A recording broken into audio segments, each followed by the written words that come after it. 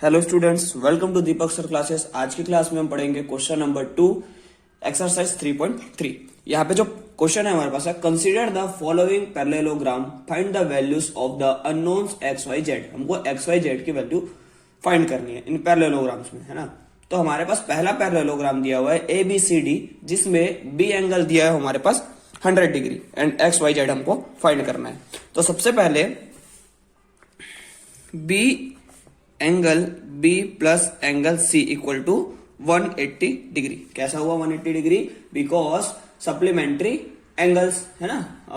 Adjacent angle का क्या होता है? सप्लीमेंट्री एंगल्स होते हैं, है ना। तो हम उसका रीजन लिख देते हैं यहां पर,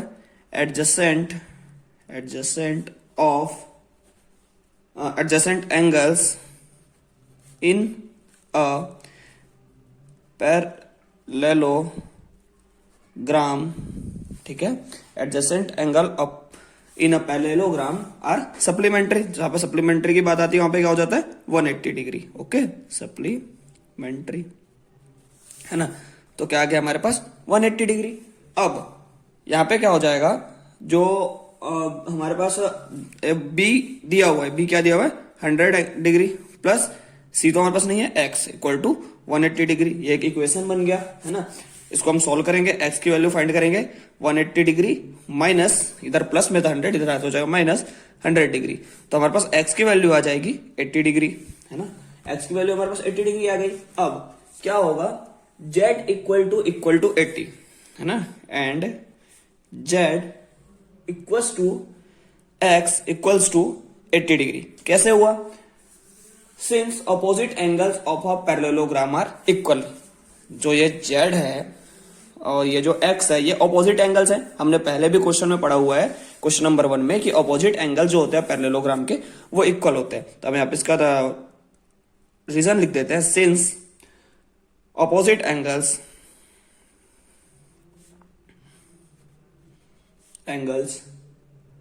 of a parallelogram are equal, है ना। अब हमको बस क्या फाइंड करना है? y, है ना। तो also y equal to 100 degree. क्यों? क्योंकि y भी तो अपोजिट एंगल है। y किसका अपोजिट एंगल है? 100 का, मीन्स b का, है ना। तो y हमारे पास क्या आ जाएगा? 100 degree. y equal to 100 degree. Same यही चीज यहां पे हम लिख देंगे, since opposite angles of parallelogram are equal, ठीक है। सेम चीज यहां पे नोट कर देंगे। ओके स्टूडेंट, क्वेश्चन नंबर 2 है हमारे पास 50 डिग्री एक्स वाई जेड, है ना। जेड क्या है? Exterior angle. अब यहां पे क्या हो जाएगा? सबसे पहले तो हो जाएगा x plus 50 degree equal to 180 degree. क्यों? Opposite adjacent angles of parallelogram is supplementary are, यहां पे लिख देते हैं आर सप्लीमेंट्री।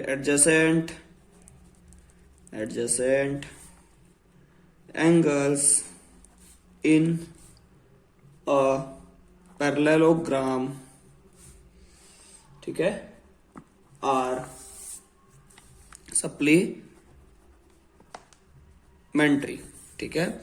फिर क्या हो जाएगा? x equal to 180 degree minus 50 degree, x equal to आ जाएगा हमारे पास 180 डिग्री माइनस 50 डिग्री कर देंगे तो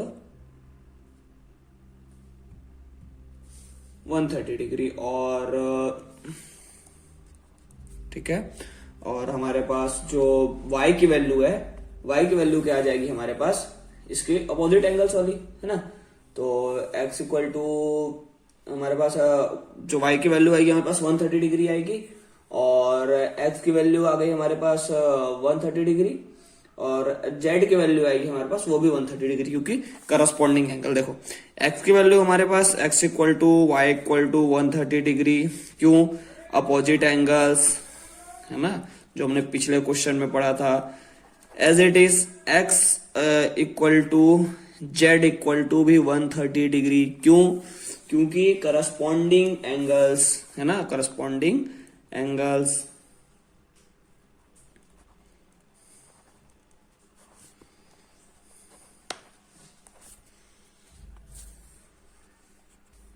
ओके स्टूडेंट, क्वेश्चन नंबर 3 में हमको दिया हुआ है इसका x equal to 90 degree. Given क्या है हमारे पास, x इक्वल टू 90 डिग्री, है ना। अब क्या हो जाएगा हमारे पास y plus x plus 30 degree equal to 180 degree, because यहाँ पे क्या है, ये जो दिया हुआ है 30 डिग्री, यहाँ पे एक एंगल दिया हुआ है ना। तो y plus x plus 30 degree equal to 180 degree. क्यों? क्योंकि angle sum property of triangle, है ना। यहाँ पे क्या हो जाएगा, x plus y plus 30 equal to 180 degree. ये किस कारण से हुआ, ये angle sum property of triangle, है ना। एंगल सम प्रॉपर्टी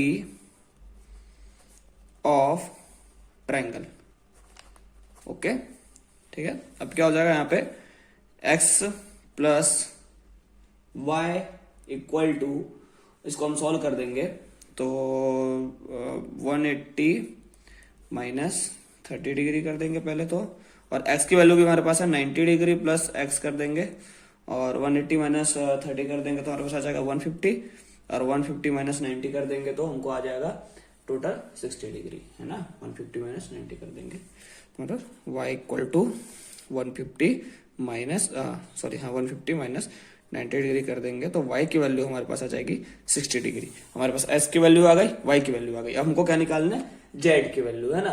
तो z की वैल्यू कैसे आ जाएगी, z इक्वल टू y, कैसे, अल्टरनेट एंगल्स, ठीक। z equal to y, alternate angles है। यहाँ पे देखो क्वेश्चन में z इक्वल टू y, क्यों, अल्टरनेट एंगल से, ठीक है।